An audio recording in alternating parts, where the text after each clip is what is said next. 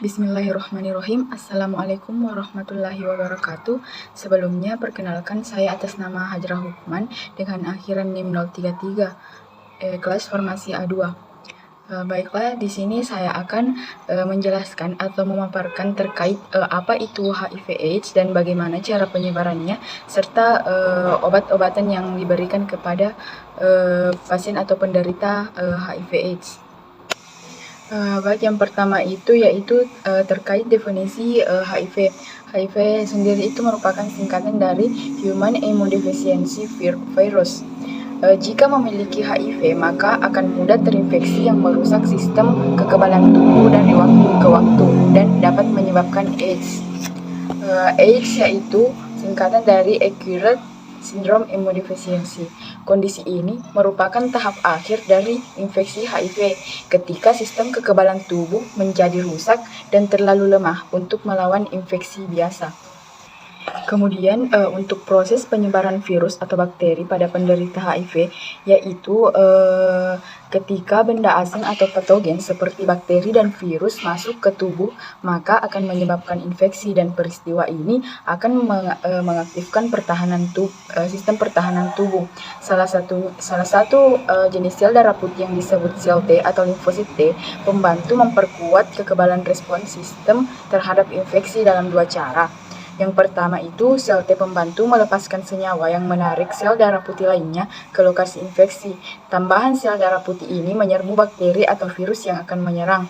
Kemudian cara yang kedua yaitu, sel T pembantu melepaskan senyawa yang menyebabkan sel darah putih lainnya untuk berkembang biak. Sel darah putih baru ini membuat penanda disebut antibodi yang dapat mengidentifikasi patogen yang sama di seluruh tubuh. Dan jika memiliki HIV, virus itu bergerak melalui darah dan cairan tubuh lainnya untuk menginfeksi dan membunuh sel-sel darah putih tertentu. Kemudian, virus memasuki sel T pembantu yang merupakan target utamanya. Setelah masuk, virus membuat banyak salinan dari dirinya sendiri. Saat partikel virus ini dibuat, mereka meninggalkan sel pembantu, sel T pembantu yang rusak untuk menginfeksi ke sel lain. Sel T kehilangannya kemampuan untuk melindungi tubuh dari infeksi yang sedang berlangsung dan mati. Dengan cara ini, HIV menyebar dan membunuh lebih banyak sel T pembantu, melemahkan sistem kekebalan tubuh. Maka dari itu, akibatnya jenis infeksi lainnya mampu memanfaatkan jenis infeksi ketidakmampuan tubuh untuk mempertahankan diri. Adapun obat untuk HIV itu salah satu kelas pengobatan antitetroviral yang disebut entry atau fusion inhibitor yang mengganggu proses infeksi HIV dengan mencegah virus menempel pada tubuh. Dan kelas-kelas lain dari obat antiretroviral termasuk inhibitor protease. Obat ini dapat mencegah proses penyebaran virus baru. Dan obat-obatan HIV ini itu dapat dikombinasi. Jadi rekomendasi kombinasi regimen ARV itu ada NNRTI sebagai basis regimen. Yang pertama itu avivirens ditambah lamivudin ditambah sidofudin. Kemudian yang kedua itu efavirenz ditambah emensritabin kemudian ditambah sidofudin. Kemudian yang ketiga itu ada efavirenz ditambah lamivudin atau emtricitabin kemudian didanisin. Kemudian yang keempat itu ada vepiravineb kemudian ditambah lamivudin atau emtricitabin kemudian ditambahkan sidofudin. Kemudian untuk PI basis regimen itu yang pertama lapinavir atau ritonavir ditambah lamivudin ditambah sidofudin.